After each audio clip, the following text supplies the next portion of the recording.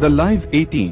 नमस्कार, मैं खुशी और आप देख रहे हैं द लाइव 18। आइए नजर डालते हैं आज की बड़ी खबर पर। रक्षा सहयोग की दीर्घकालिक नीति बनाएंगे भारत और बांग्लादेश। रोहिंग्या मुद्दे पर भी हुई चर्चा। प्रधानमंत्री नरेंद्र मोदी और बांग्लादेश की पीएम शेख हसीना के बीच शनिवार को हुई द्विपक्षीय बैठक इस लिहाज से भी ऐतिहासिक रही है कि दोनों नेताओं ने आपसी सहयोग के दीर्घकालिक एजेंडे को अंतिम रूप दे दिया। बैठक के बाद भारत और बांग्लादेश की तरफ से भविष्य के लिए साझा दृष्टिकोण नाम से एक प्रपत्र जारी किया गया। इसमें जहां भारत ने बांग्लादेश की कई मांगों को स्वीकार किया है, वहीं बांग्लादेश ने भी अपने इस पड़ोसी देश के हितों को ध्यान में रखने का वादा किया है।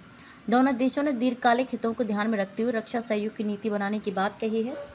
रक्षा सहयोग की रफ्तार अभी बहुत ही धीमी। भारत व बांग्लादेश के बीच सैन्य व रक्षा सहयोग की रफ्तार अभी बहुत ही धीमी है। अब भारत के सहयोग से बांग्लादेश की सेना अत्याधुनिक बनेगी। बांग्लादेश की जरूरत के हिसाब से रक्षा उपकरणों का उत्पादन होगा व समग्र रक्षा क्षमता बढ़ाई जाएगी। भारत ने इस तरह का रक्षा सहयोग और किसी भी पड़ोसी देश के साथ नहीं किया है।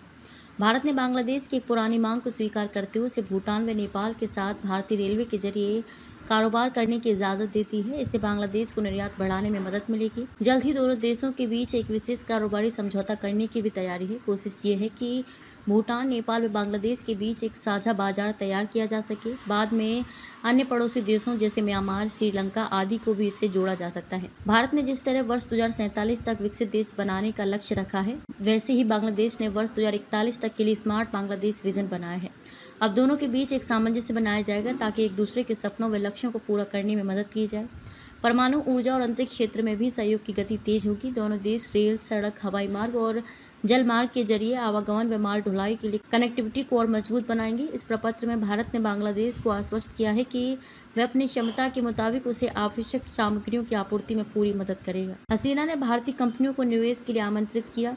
प्रेस के अनुसार पीएम शेख हसीना ने भारतीय कंपनियों को बांग्लादेश के विशेष आर्थिक क्षेत्र में निवेश करने के लिए आमंत्रित किया है। भारतीय औद्योगिक परिसंघ CII को संबोधित करते हुए उन्होंने कहा कि भारत और बांग्लादेश को व्यापार के लिए मिलकर काम करना चाहिए। भारत में बहुत बड़ा बाजार है, इसलिए दोनों देश मिलकर काम कर सकते हैं और अपने अनुभव साझा कर सकते हैं। यहाँ व्यापार करने का अच्छा अवसर है। उन्होंने इस बात पर जोर दिया कि व्यापार करना द्विपक्षीय संबंधों का महत्वपूर्ण हिस्सा है। भारत बांग्लादेश ने विभिन्न स्तरों पर रोहिंग्या मुद्दे पर चर्चा की।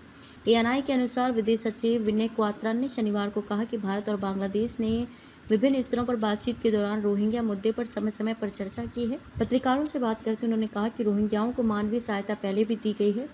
भारत रोहिंग्याओं के मुद्दे पर बांग्लादेश के साथ मिलकर काम करना जारी रखेगा।